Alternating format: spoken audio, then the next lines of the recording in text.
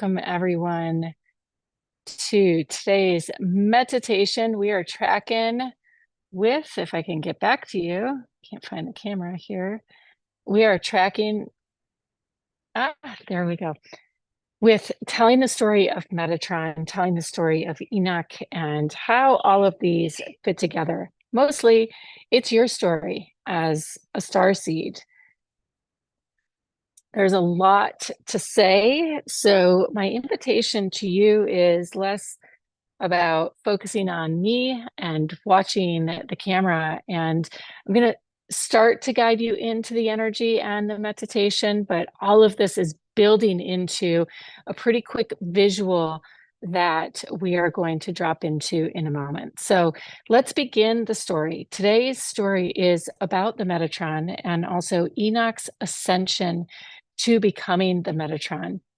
Today's title, Enoch had 7 titles, or the Metatron was given 7 titles for the ascension journey, is that of being the chosen one. So we're going to be talking about who chose who was doing the choosing, and what was the construct that was present, and really what does it mean to be a chosen one.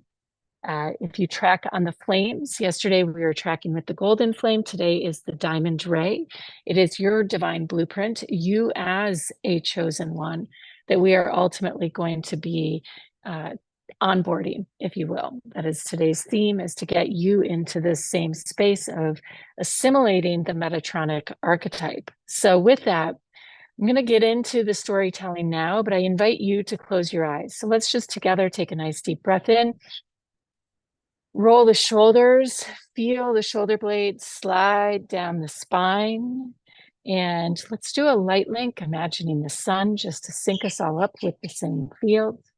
Imagining the sun coming in and hitting your forehead, warming your heart, your chest, as you feel that point of connection, feeling the earth beneath you, wherever you may be sitting, wherever you may be, making that connection to your skin, to your body that is carrying and holding the density of the light that you are.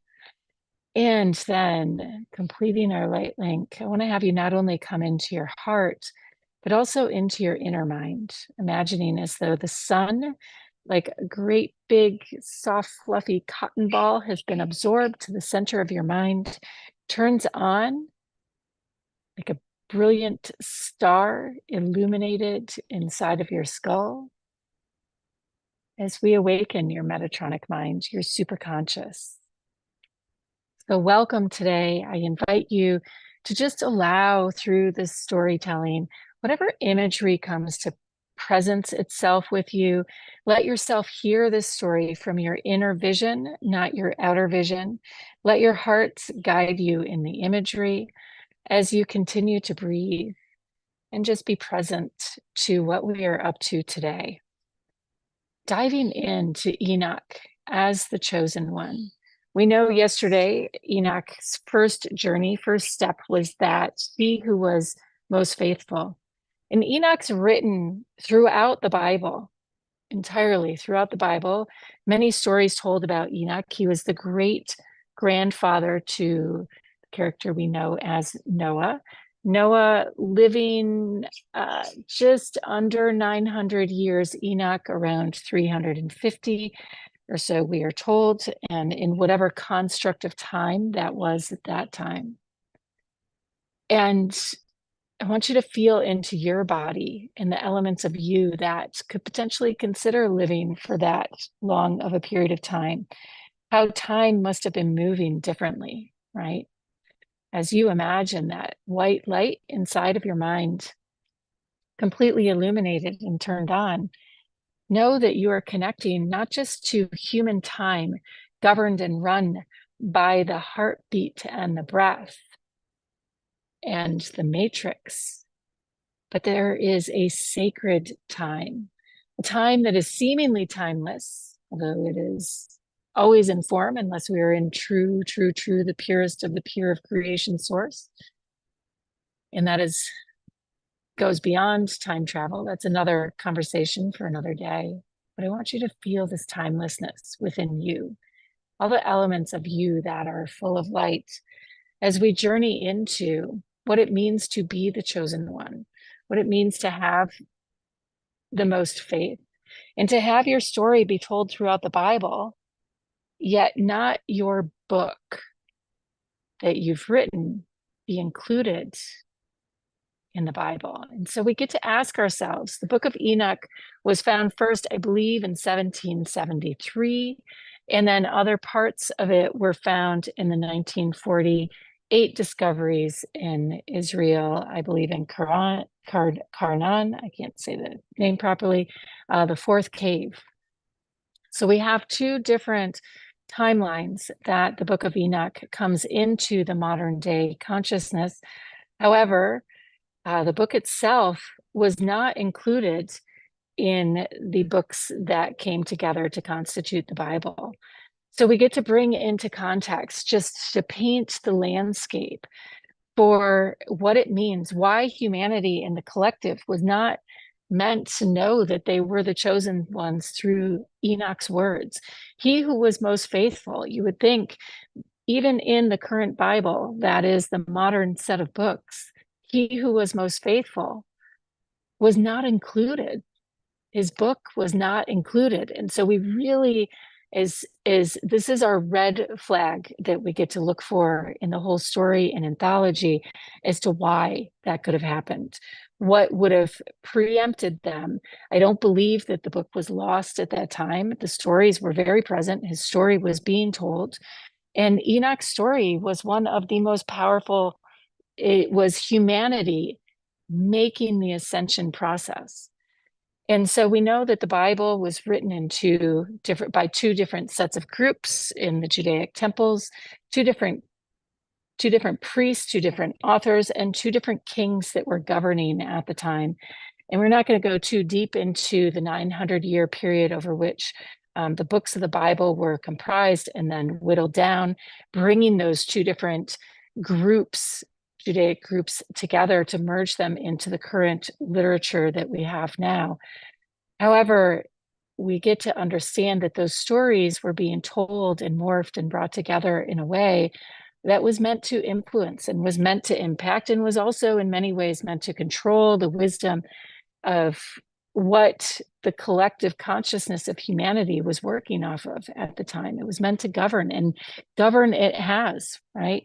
We all, whether you are Christian or Jewish or of Muslim faith, part of the Abrahamic teachings, we are all deeply, deeply influenced by what was imprinted in the collective through those teachings and those writings. And I propose that understanding ourselves as the Metatron today means, and as starseeds today means, we must understand where we are at as a collective and what is meant to be imprinted, where we are in our evolutionary journey and trajectory to be imprinted into the consciousness as we are doing the work that we are doing today. And it is each of us grabbing the mantle of our own sovereignty, of our own individuality, recognizing the God that lives within us, that leads to the return of the Christed light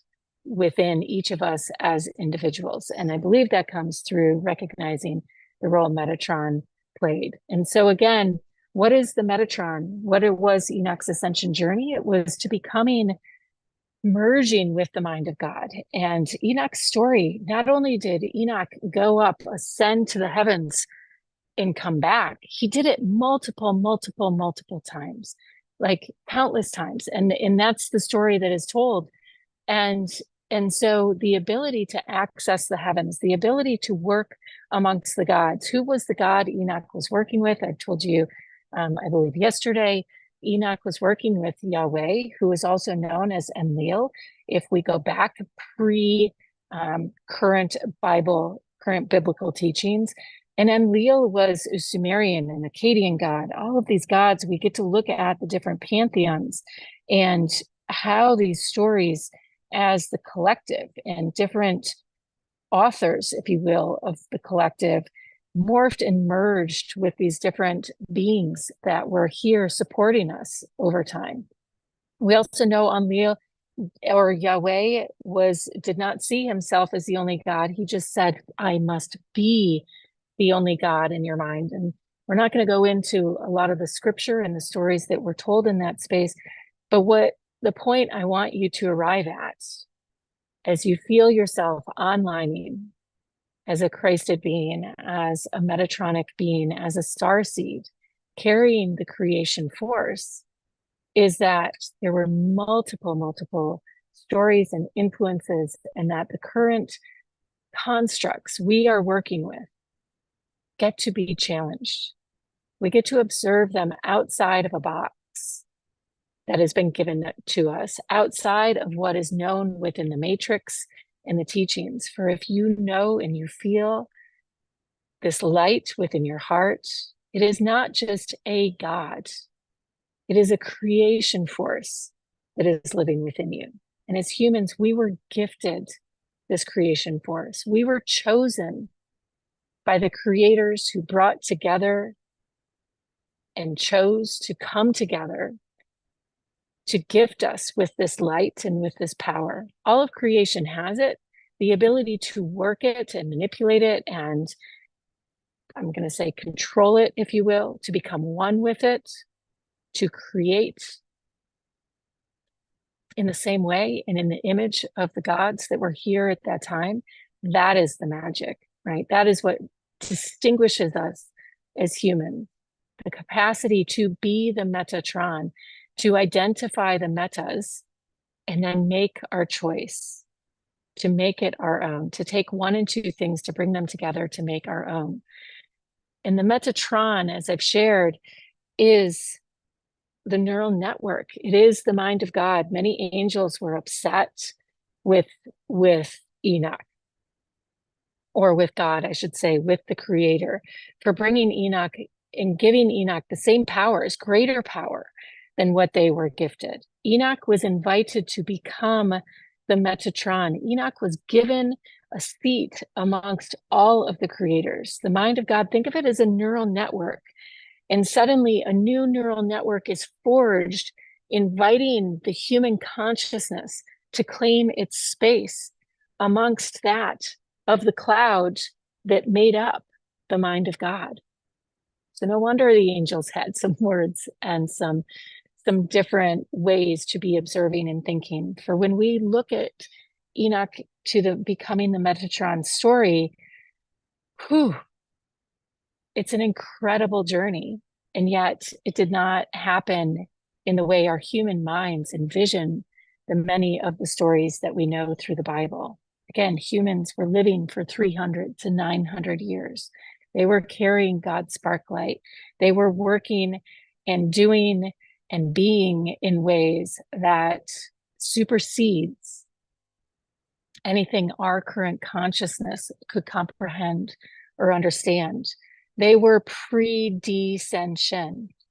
And as we look at Enoch, the great grandfather of Noah, Noah being the one who carried us into the cataclysm and through the flood, we were beginning our journey of descension into complete and total separation from the consciousness, from the mind of God, so that we may come back and know it for ourselves, not just know it through the beings that were walking the earth amongst us, the Yahwehs, the Enlils, and the many other beings that were there walking the shores of the oceans of Galilee, walking the shores and the earth and the mountains as we know them through the stories of the Bible. Humanity, through the Metatron, through Enoch, was claiming its God-given right, and it is emerging again now because we have come through the descension. Humanity is and will always be the leaders of understanding density, descension, and what it means to live within a veil of forgetfulness.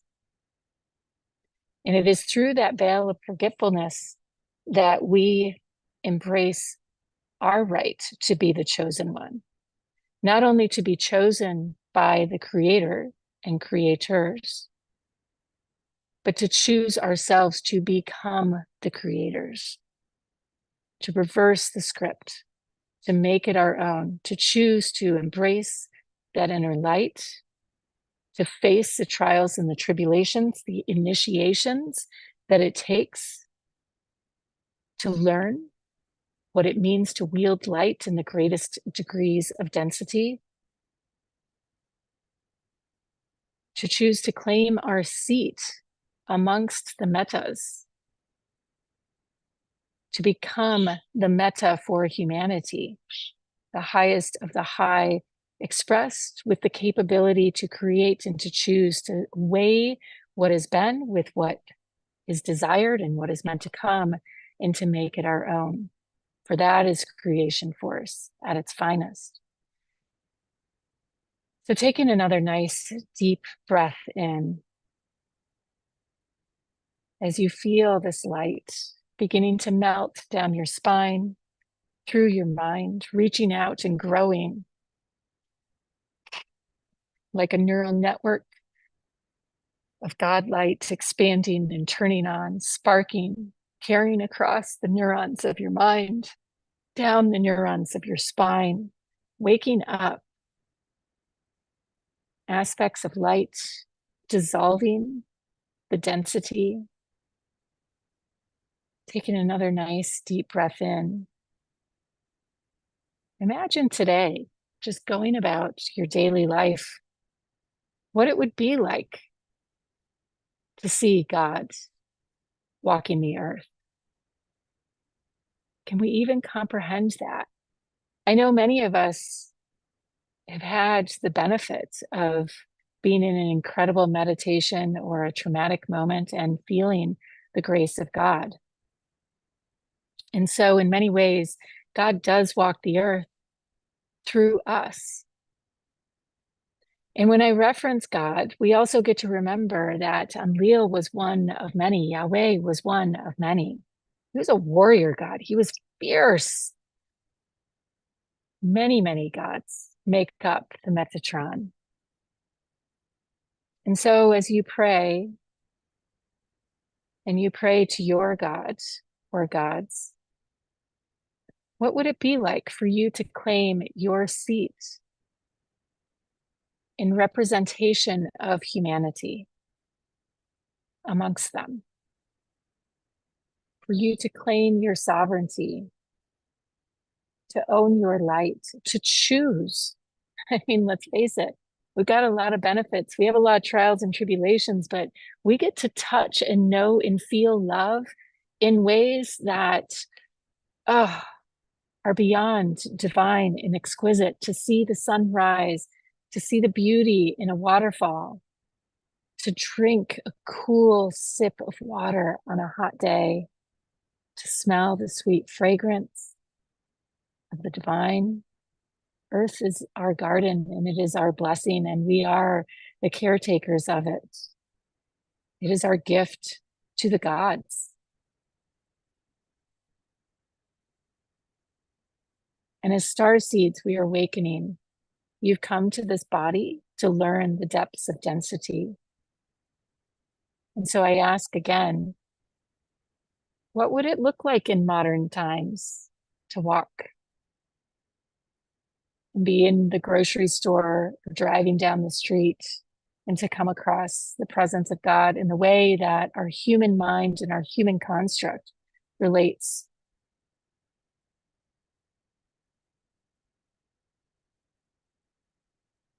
It might be unbelievable. It might demand such an incredible level of faith. Or it might be, and of course, there you are. Of course, this was my journey, what I needed to experience, to see you and to feel you and to hear you and to know you. I invite you to stretch beyond the stories of our current timeline. Our current timeline being about since the time of Noah, the last 13,000 years or so, the current epic, if you will. This timeline that brought us into density, because it is now at its conclusion. It has come to its end. And it could be that many gods are meant to walk the earth. It could be that those many gods are you and your loved ones. The truth is, we've not been here before. We've not been at this stage in the evolutionary process of consciousness where humanity has harnessed the greatest degrees of density and the light, and then chooses to go through the initiations to wield that light as creation force. And so as you come all the way into the light that is burning within the center of your mind, I invite you to drop it into your heart. I invite you to allow the layers of density around you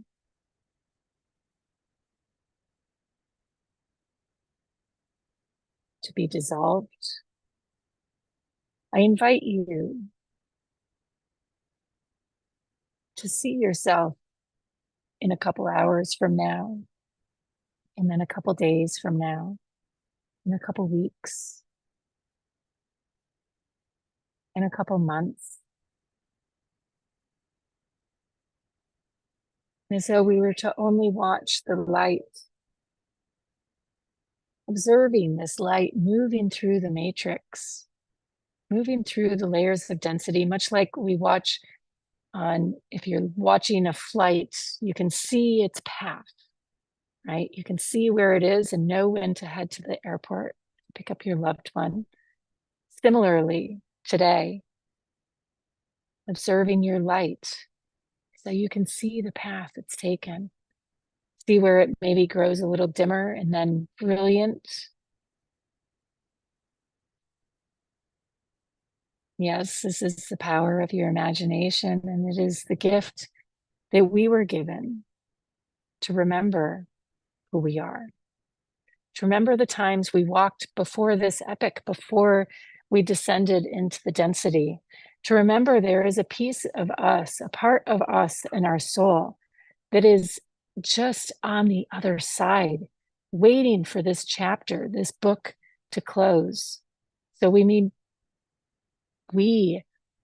may bring and assimilate and integrate into the collective of the Metatron, the lessons and the wisdom and the love of humanity and what it means to be the keepers of density.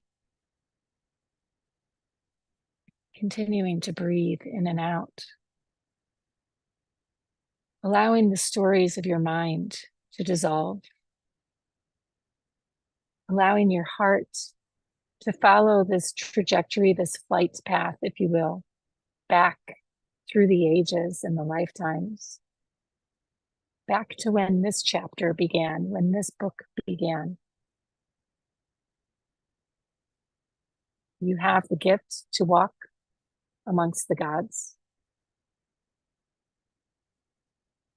And that gift has been returned. Those stories of Enoch's journey doing this has been returned to us now.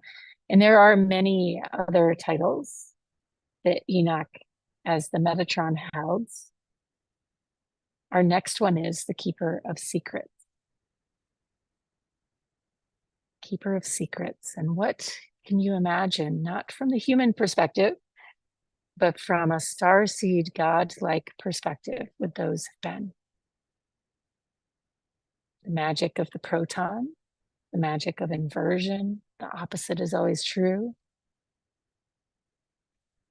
Join me next week to dive into those incredible secrets. I have a feeling you already know in your heart what they are.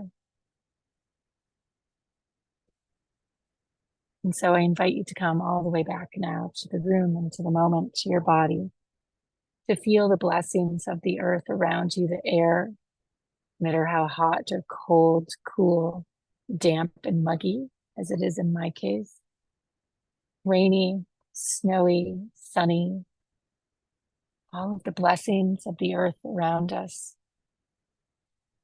You are the Metatron. You are the supernal cosmic mind. The key is just merging our human mind with that construct to understand truly, truly what it is to be of light. And so I wish you an incredible rest of your week. Namaste. So much love.